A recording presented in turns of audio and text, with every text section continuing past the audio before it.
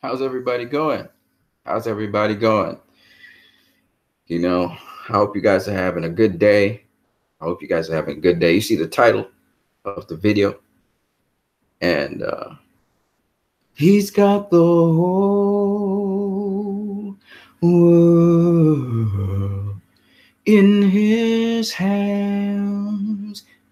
He's got the whole world in his hands. He's got the whole world in his hands. He's got the whole world in his hands. He's got the whole world in his hands.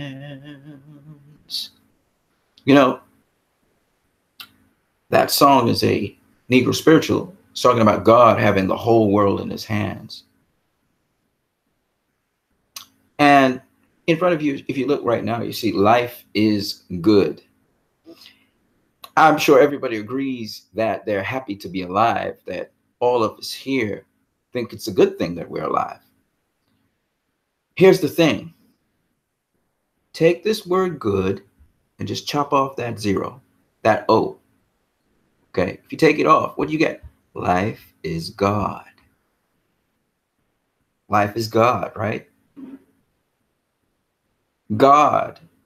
It's God to be alive. You know what I'm saying? And just so people get the idea and understanding, the fabric of all existence, we all agree with it, is good. Everything that exists right now, we think it's a good thing that it's existing. We would not like that everything just suddenly does not exist anymore. We wouldn't want to suddenly not exist anymore. So if I say that it's a God thing that everything is existing, and that God is the fabric of all existence, that's not far-fetched, is it? Because all you need to do is add an extra O, and you can say it's a good thing that everything exists. And because of good, everything exists. And so it's really that simple. I don't care what your belief systems are, all of us actually agree on this. Some people try to get into semantics. Well, there's no such thing as good or evil. But when you come down to it, when you really break it down to its essence, they will also agree with all of us that they're happy that they're alive, and it's a good thing they're alive. And therefore, it's just semantics that are going on. And so at the end of the day, I just wanted to share that with you guys. Instead of sharing a piece of scripture, I decided to go with this Negro spiritual, because that's what that Negro spiritual is basically saying. A lot of times people think in a physical sort of literal way, that God's hands are holding the world. And I thought to give you this picture right here, that life is good. And it's really a picture of people relaxing, the vacation, it's summertime now. And, people sometimes think of island life. I live on an island. So, it's all good. And if you look at it really carefully, this abstract picture, it's a picture of a fish. It's a picture of yin and yang. It's a picture of the sun. It's a picture of the atmosphere. It's a picture of water. It's a picture of life. It's a picture of land. All those things you're seeing there. And to me, this is the best way to describe that God has the whole world in his hands. He doesn't really have actual hands. It's that he's in everything. Good is in everything. And because of that, God is in everything. I think this is the best way for me to explain it. And I think everybody desires that good things happen to them.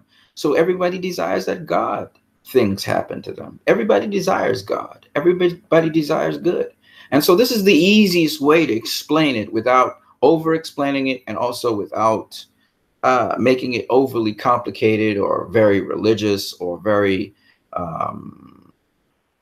in a certain kind of lingo that people will not understand. All of us agree with this. And that's essentially what God is. Once you see something that's good, and everybody desires good things to happen to them, and good things, period. Once you see something that's good and you really like that good thing, that's God in it. It's God you're seeing. It's, you just take off the O and you got God. It's really that simple. All right. So that's why I sang the song. I wanted to begin this video this way. For those of you who want to chat, leave your comments in the chat section. I'll get you as soon as I possibly can. This video is going to go into some various things. It's going to be a correction, first of all, as you saw in the title of an Easter egg I put out in BvS. So let's get to it. So in BvS, I put out this Easter egg, which was this cake that was baked in Lex Luthor's little get-together for raising funds for books. Okay. And this cake, I said, as you can see there, it actually is an Easter egg for the Temple of Diana in Ephesus, Turkey, because it actually has the same sort of design and shape to this. Well, I was actually a little bit wrong and a little bit off on that. And what gave it away is humongously interesting. What gave away exactly what Lex Luthor was looking at. I remember putting this up as a meme, and a guy was saying, yeah, that was one of the first things he saw when he was looking at BvS. And, you know, some people like to bluff it. So I said, oh, you knew about this connection to Artemis, Diana of Ephesus, this temple here. You knew about all of that, right? And he never answered me. You know how people are. They bluff things. So anyway, and I talked about the connection between that and the temples or the shrines of the Amazons in Crete. Well, it so happens, if this guy had called my bluff, if he had called my bluff, he would have been able to correct me about actually what this Easter egg is. And no, it's not the Temple of Artemis. It's not that far off, okay? But it's not the Temple of Artemis, and I'll tell you exactly why in a minute. Now, what gave it away was the invite that Lex Luthor gave to Bruce Wayne. He had an invite, and I picked it up on the invite, and I was able to look at that and compare it and realize what it actually was, and it was what it was related to. So we'll get to that. So if you looked very carefully in BvS, let me zoom in here. All right, that should be good enough. You see this invite, and on it is a temple. In fact, the top of a temple. Okay, and if you pay attention to the sculpting inside of the temple here, this part here, you would notice what it is. Okay, now what I did was I said, oh, there's another Easter egg. I didn't see it in BvS until this point in time with the invite. There's so many details in these things, right? So the invite had this sculpting in here. So I said, oh, okay, let me go back to the Temple of Artemis and see that sculpting, and that will verify that we got a second Easter egg for that. So I went back here. Sorry about that. I just went a little too far back. I went back here and I zoomed in on the Temple of Artemis. And you know what? The sculpting's different here. Now, it could just be a different position on the temple. Maybe on the other side, there's another sculpting, because generally there are different sculptings on either side of it. But at the end of the day, when I looked at this and I looked at various photographs of it, didn't see anything looking like it. So I then deduced that this cake here was not referring to this structure. It was referring to something else. And so I decided to actually research that and investigate it. And what I saw was that it actually resembles the Parthenon in Athens, Greece. And the Parthenon is basically the particular sculpture in the Parthenon, sorry, is particularly the temple of Athena. So it's really the temple of Athena that that sculpture actually resembles. And I'll show you right now. So let me zoom in a little bit more here so you can see it. So here is the sculpture here. Now what you will notice is that this guy, he has a sort of pitchfork. Sorry, it's called a trident. So that has to be Poseidon. So I was like, no, that's not Zeus, that's Poseidon. So once I saw that, and then the horse rearing up, I said, well, where am I going to find that? So I started hunting down, looking at the various temples, the Grecian temples, and I actually stumbled upon the Parthenon. Now the Parthenon itself, which is this structure right here, it's not complete It's not a complete structure, but there are pieces of it still with the sculpture still in the top lining. And because of some research that was done by a guy in 1869, they were able to find the actual information that pieces the whole thing together. So the piece of this structure here is there. So there's a replica of the Parthenon, not in Athens, Greece, but it's actually in Nashville, Tennessee, as you can see above there. Let me try and zoom in a little bit more. There you go. It's nice and sharp now. In Nashville, Tennessee, there's actually a sculpture of the Parthenon. So let me just go back up on top so you can see the similarities between that structure and this one. So if you look here, you'll see a horse rearing up right here. You will see Poseidon. This is Athena. This is a chariot and some horses, and then you have a whole bunch of people here. Okay, you're looking for the signature horse, Poseidon and his trident. Let's look for that, and then Athena. Okay, and if you look here, there it is. It's perfectly the same. The rearing up horse, Poseidon, his trident, Athena, right there. And then you got the chariot and horses and people and all of that stuff. And then if you look at the top here, you'll see a nice, interesting design, and then another design which looks like a lion or something like that. And if you look here, there's the horse and the lion or something like that, and then that same design. So actually, Lex Luthor's invite has on it the Nashville, Tennessee's replica of the Parthenon, which is basically Athena's temple. All right. So that was really interesting to me. So this cake actually is, if you look at the design on top, you will see it's very similar to the design right here, which is a lion, a coat of arms, I think it is. Here it is, yes, a kind of coat of arms with some lions on it. It's very similar structure, and then you have there the lion and something on top of it. All right, so I thought that was really awesome to show that this is actually the Parthenon that you're looking at. And what's interesting about that is, again, the Parthenon has a number of pillars in the front. Let's count them. Hold on a second. I think you have 8 pillars in the front. 1, 2, 3, 4, 5, 6, 7, 8. And this cake here doesn't have 9, but 8 pillars in the front they should have. So let me see here. Where do we start? I think we start. Let me see where we start. First of all, let me just make sure I know where I'm starting. Okay.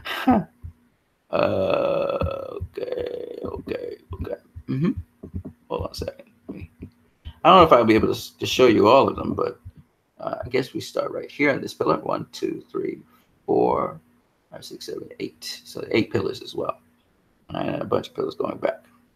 So I thought that was really cool to show you guys that actually this is actually this structure here, the Parthenon, which is Athena's. It's Athena's. Well, Athens is named after Athena. Athena's temple, and that's part of the Acropolis. Acropolis is a collection of temples and shrines and stuff on a certain landmark. And so part of the Acropolis is that, and this is Athena's temple, which is known as the Parthenon.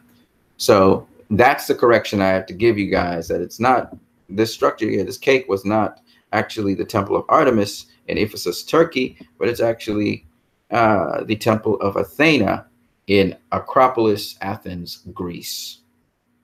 All right. And that's given away by the invite by Lex Luthor, which I thought was pretty interesting. So that's one Easter egg there. Let me get to see what you guys are saying in the comments section. Hold on a second. I'm going to try and get to you guys. Actually, I don't see much of you anywhere. Nonetheless, I'm going to try and get to you guys right here. Okay, so you can leave your comments in the chat section. I'm just going to like my own video. I do that. All right, so I'm going to be keeping track of you guys in the chat section as we move along. And then here we have the Parthenon. This is the replica of the Parthenon in Nashville, Tennessee. So this is what it looks like here. Let me zoom in a little bit more. Actually, it should clear up in a minute or so. Trying to get it to clear up.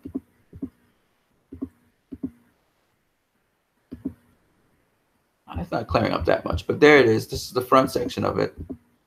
You can see again Poseidon here, and there's Athena, and then you have chariots and people and stuff in there. So that's the Parthenon.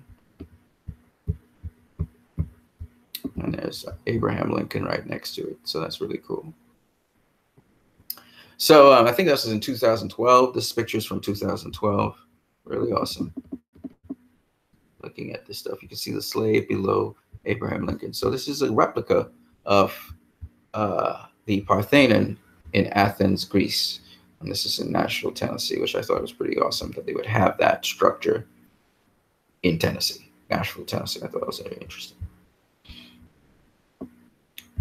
So let's talk Aquaman now. Aquaman is going to be off the charts. And this is actually from the movie. They are showing you some of the CG from Aquaman. I guess we'll see it in better detail and much better graphics in the actual movie. This is still not the greatest graphics in the world, but it still gives us an idea of what it looks like. And so a couple things worth pointing out here. First of all, after Atlantis went underwater, we had 7 different kingdoms of the sea. So there are 7 kingdoms of the sea, and you can see this here is reflective of the 7 kings here. Now, this is not in Atlantis. In fact, we have not seen Atlantis yet. From what they said in Entertainment Weekly, basically, we've been on the what's called the no man's land area, or the Assembly of the Kings, I think, Council of the Kings area, where that had kind of decayed over time. It's become more of a coral reef kind of thing. And that's what we're seeing here. Now, this magnificent little setup that you're seeing so far kind of still looks CG-ish, but hopefully it'll get better. And it's very colorful, I'm going to admit.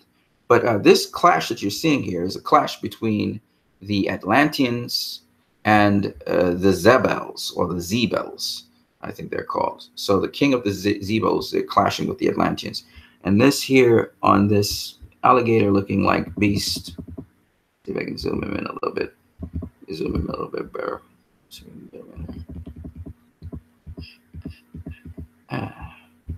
Okay, it's not as clear, but we'll live with what we get. This is supposed to be Orm riding on this sort of alligator-looking like dinosaur kind of creature. That's Orm right there. And he is the king of the Atlanteans, the rightful heir or king of the Atlanteans, after his mother Atlanta died. Okay, so Orm is currently the king of the Atlanteans, and riding on sharks are the Atlantean soldiers. Okay, they're riding sharks. And then we have here riding on seahorses, fierce seahorses, or seahorse-like creatures, which are very huge. We have the Zebelians, or the Zebel army, and the king of the Zebelians right there, about a clash in the Council of the Kings. They're about to bring it down. That's pretty cool. And when we look at the concept art, it gives us a clearer picture of that. So let me see if I can, here's the concept art, which is a lot clearer. Let's zoom in a bit here. Oh yeah, that's beautiful. Oh, look at that. So here we see all of the, we see Atlanteans, and we see the Zebelians. So the Zebelians here, you can see they're riding these seahorses, huge, massive seahorses, but they're fearsome animals. And then here, riding alongside Orm, so this is Orm here, the king of the Atlanteans, riding something that looks kind of like an alligator, sort of reptilian-looking kind of fish-like creature. This is Orm here. And these are the other Atlanteans here, Atlanteans. And then we have here Vulko. So Vulko, which is the mentor of Aquaman, we will later learn, and also advisor to the king. There's Vulko here on a hammerhead shark. So it's going to be really cool to see this in motion. I would love to see what that looks like in the end. But we have these huge seahorses, which is the Zebelians. Now, remember the 7 kingdoms. And then on top of that, we have some bottom dwellers, some creatures of the dark, you know, real cryptic stuff. So there's a lot of stuff going to go on in Aquaman. You know, I hope that they can sort of give some of the background of this stuff. And what's cool about these sharks, you can see they wear a sort of armor plate on the top of their heads. So that's also interesting. I guess this is for the Atlanteans to ride them, but they actually, Atlanteans are pretty fierce. They're riding sharks, man. Okay. And clearly there's going to be a dispute between Orm and Arthur over how to deal with the surface dwellers. Okay, so that's going to be very interesting to see as well. But I just wanted to start talking about that because there's some details in here. There's a lot of detail actually going on in here. A lot of detail on it in so many levels. It's going to be interesting how these different Atlanteans interact with each other, how they interplay off of each other, what are the rules of engagement, how do these different cultures and these different civilizations deal with each other. So it should be very interesting seeing this underwater world and what James Wan really is going to bring to the picture. So it's going to be extremely exciting. And of course, we already know San Diego Comic-Con is the time when we're going to see Aquaman, the first trailer of Aquaman. I hope they don't do any teasers or anything like that. Just hit us with the trailer in San Diego Comic-Con, then allow us to see it online after, for the whole world to see. I know they're really trying to execute and nail down that CG so that it looks realistic and it just, you know, the world is just really breathtaking for you to be immersed in. I would love to see it actually in Dolby Digital in IMAX. That's where I really want to go see this. And you will see also on the side here, which is very interesting. You see on the side here, Ahab, and there's a trident there. So I find that very interesting. Ruins, meeting place, Jeremy Love, and this was done in 2017. What's very interesting about this, in March 2017 at that, and you can see the Ahab sign there with the shark fin. And I'm thinking, or Moby Dick's fin, I don't know which one it is. But what is interesting to me, if you do remember, Aquaman actually referred to Ahab in Justice League. Do you remember the captain of the Cortland ship, which was drowning because, you know, Steppenwolf's parademons boom tube through the ship? And so I just find this very interesting, and I'm really interested in seeing how that goes about. Another very interesting thing is about all these leaders here. You see these different leaders of kings of the sea. One doesn't have his head on. This one looks kind of like a fish. This one looks more humanoid. This one looks more humanoid. And you got women and men here. You have a woman leader here. You have another woman leader here. It's like they made some sort of pact or something. So it's very interesting just to find out about all of that. Now, I don't know if this is probably Atlanta that we're looking at there, but it's just very interesting, okay? And, you know, there's a place called Atlanta in Georgia. So we get where that name came from. So there's a lot going on in here that I would love to know about. And the story seems to be a very rich story. So I can't wait to hear more about the mythology of this thing and how it unfolds. So if people are anxious and anticipating Aquaman, I can understand that, because, and they have all kinds of different kinds of swords. Look at that. They have this spear looking thing. They have the gun-like things, you know, they have the trident looking things. It's very interesting. I'm very curious about this world. Looking forward to seeing it. And look at that. It looks like a great white shark there. So it's very interesting. Very, very interesting. Okay, so here now, this is Queen Atlanta. Queen Atlanta. And this is baby Arthur Curry. And clearly she's trying to defend him. She's gone up on land. Remember, she can breathe in water. She can breathe on land. And she's protecting her son. And you remember what Meera said to Arthur when they were in the bubble, the air bubble. She said, you know, how dare you speak of Queen Atlanta that way? Do you know how much it cost her to save your life, you know, and how much she longed to see you? You know, it sounds very interesting, the story of Queen Atlanta, which we should get a little bit of that background in the story as well, which would be very interesting, because it's interesting to find out more about her, not just her relationship with Arthur or his father, but what was her relationship with Atlantis, that city, and that underworld, and where does she fit in the whole equation of that stuff? So I'm pretty interested to see what that's all about. Here, this exclusive first work that we got from Entertainment Weekly. We see Arthur Curry, and he's actually, as the description describes, he's actually in a submarine at this point in time. He broke into a submarine to stop some pirates from taking over the submarine ship. And it's interesting, pirates in the modern world, obviously this is a modern world, scenario where Aquaman comes in to intervene. So this is very, very interesting, and I would like to see where this goes with that.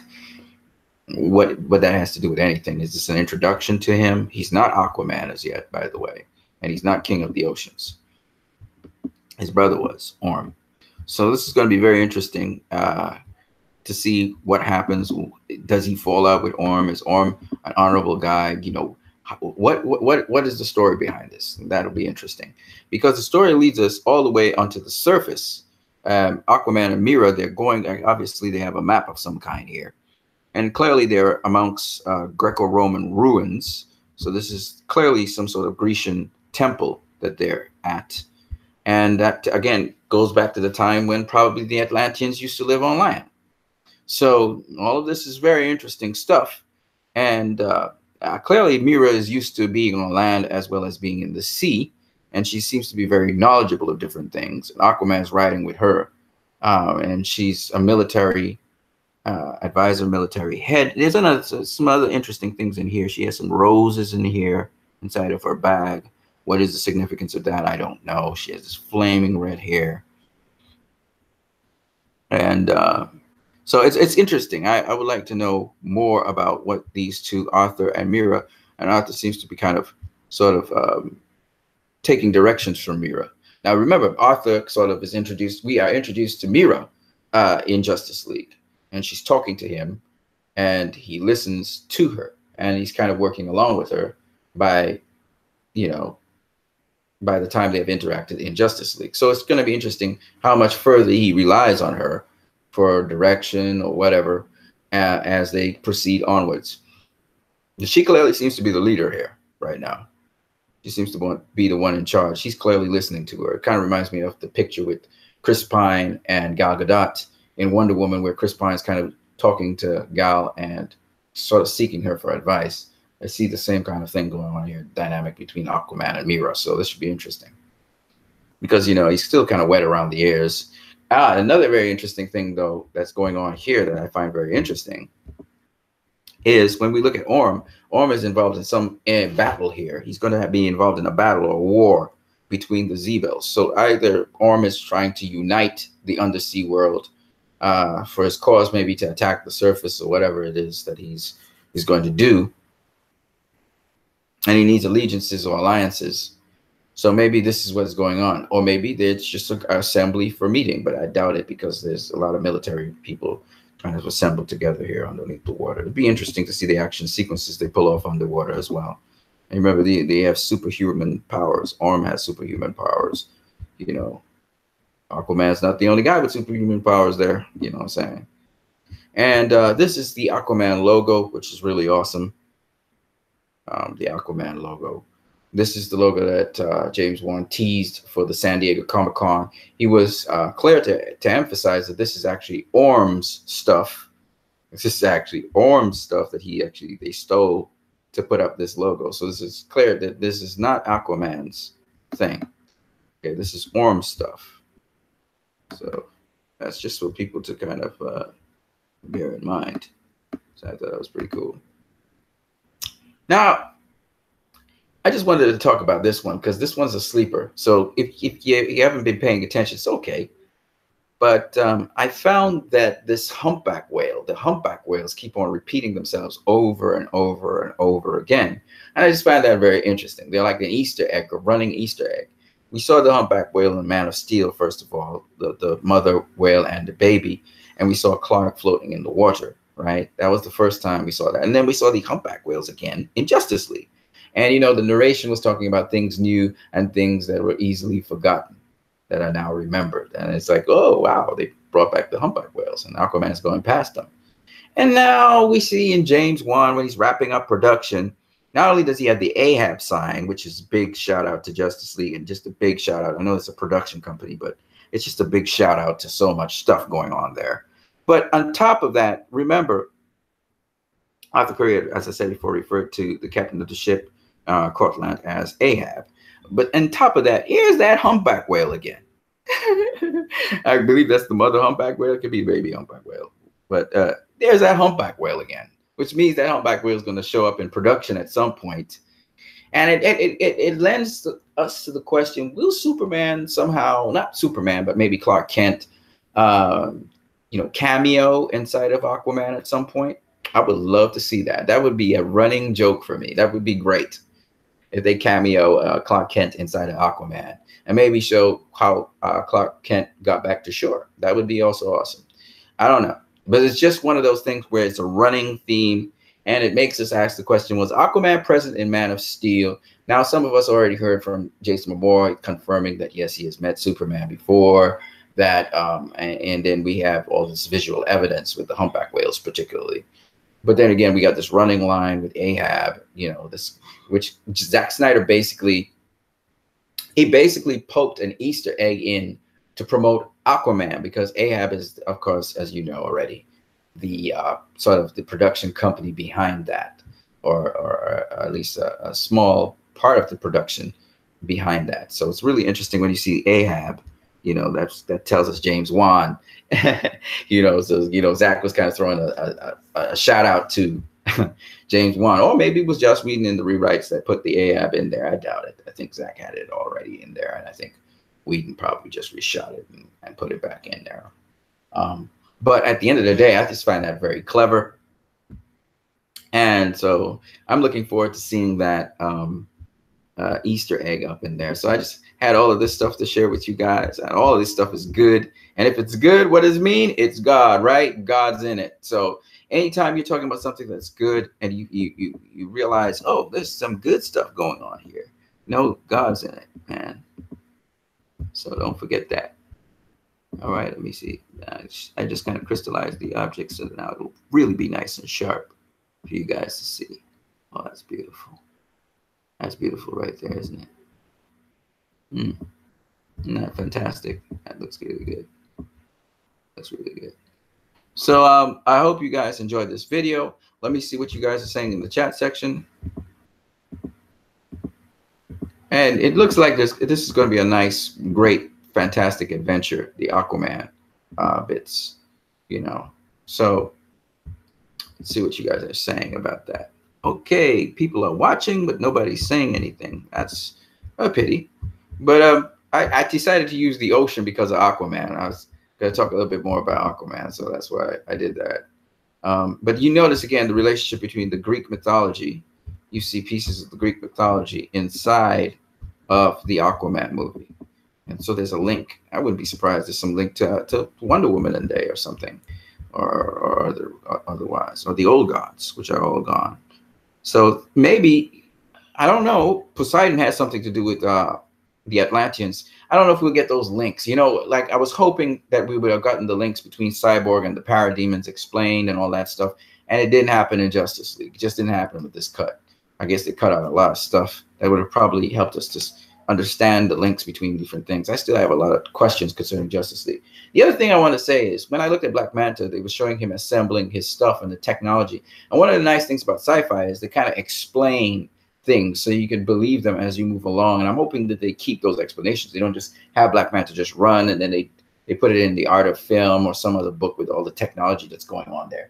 I think that's one of the flaws in BvS, I think, was that, you know, they could have flushed out, you know, just a couple seconds of explanation for some of the things that Bruce Wayne was doing. And we knew he was using the technology in the story, but it would have been nice if they could have just like allowed him to just kind of delve a little bit into the technology for a second and then pop out of it.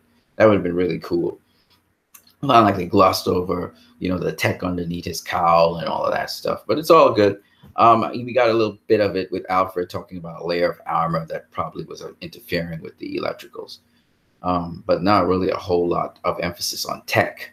You saw the tech in operation, but you didn't really, it never was really verbally explained in any way, shape, or form, which would have been nice because it's sci-fi. I'm hoping that at least with Black Manta, we at least understand how he breathes underwater with the tech. Don't explain it to us in the book, but actually show us in the movie. Maybe that would be a nice little plus right there. I just think flushing out some stuff. But I know James Wan's going to do an excellent job. He's done horror, so there's going to be scary moments in the film. There's going to be some humor in the film. There's going to be adventure in the film. There's going to be depth in the film, discussing certain things, not just environmental issues. I think they're going to go deeper than that. and it's a family sort of drama kind of thing. So I hope that we get a nice full story. I think James Wan could tell us a pretty good story. It looks like the cinematography is going to be on point. It's going to be very, very colorful and vibrant. And the DCU's had beautiful, vibrant colors. You have to admit, you know, I remember the people who critiquing the DCU talking about their colors weren't vibrant and their colors weren't good. Look at this. Look at this stuff, man. Look at the beautiful color. Look at even the color grading is beautiful. Look at this thing. It's fantastic. I mean, this is on set, so this is not. But you know, I mean, you look at the beautiful. Man of Steel was fantastic. I mean, Justice League was beautiful. I mean, of all the DCEU films so far, I think Justice League is the most beautiful of them. I just think that in the third act, they kind of failed to really accomplish what they should have done in the earlier acts. I thought that the Metropolis scene with Heroes Park was beautiful and very realistic and rich. I just thought that the movement, just the physics sometimes was off. But, you know, and it's very clear also imagery. So you could actually see the different characters moving and stuff. I just thought, though, color-wise, it was beautiful. Justice League was just a wonderfully beautiful movie. I think the problem with it was incomplete. Henry Cavill's face wasn't up to par. Some parts of Steppenwolf wasn't up to par. I thought that the third act lacked a lot of physics, and then the color grading on the latter part of Justice League, especially the fight sequence, I thought it was not only monochromatic, but I thought that it also moved in a very puppet-like manner and didn't have the level of detail that the rest of the movie had. I thought that those were the down parts to it. Now, when I saw Wonder Woman, the Themyscira part was just beautiful, and then even when they had the dark, musty-looking look in London, it again had its own quaint, interesting feel to it. The color grading was just really nice and sharp and beautiful, and they knew how to spark out beautiful color. And even the third act, I thought, in my opinion, was fantastic because of the color grading again that they used in Wonder Woman. I thought the final fight sequence was fine. I think when Steppenwolf actually got into his armor, I didn't really have a problem with his face having a mustache, but I thought at certain points, again, Steppenwolf moved very puppetly, you know, like a puppet kind of, a Muppet kind of movement at certain points, which took away from that fantastic final fight that really was supposed to be like the climax of everything, which didn't quite get there. I thought that it was fantastic, but I thought it didn't quite get there because of the CG kind of looked puppet-like. I thought that the final climax between Doomsday and the Justice League was actually better than the final climax between Wonder Woman and Ares for that reason. But I love that Ares just threw everything and just went flying at Wonder Woman through the air. That was just fantastic. Again, seeing him levitate in the air and all of that stuff was just wonderful. I enjoyed that stuff to the max. I just had my little pet peeves with certain things, but I love the grandiose sort of you know, level of godlike, you know, powers. And much people talk about, you know, a CG fest. I look at them and like, shut up. You can't do CG as good as that. It looks real. It looks like these people are, this is really happening. Okay. You know, and so I really enjoyed it. And it's interesting. They never say anything about Thanos and what he was doing and how he snapped his fingers. People just turned to dust. Poof. And that's the crappiest CG I've ever seen. Anyway, nevertheless, I don't want to go into that. You know, these whales, by the way, these humpback whales are CG whales. This is all CG. This is not real. It feels real, but you can tell this again. They have a nice big whale model. Don't get me wrong, going against a green screen and maybe using animatronics, and then they're filling it out with CG. But it's just beautiful. I really enjoy watching this stuff. And so anyway, that's what I got to say. If you guys have nothing else to say, I'm going to be out of here. But that's my contribution. Nobody's saying anything else. Shout out to you guys, man. I hope you guys have a great day. You know, and just my little plug-in on God, you know, so that you guys would know that God is in everything. He's in everything. That's good. Anything that's good, God's in it. You know what I'm saying? All right, you guys have a great one, man. Have a great one.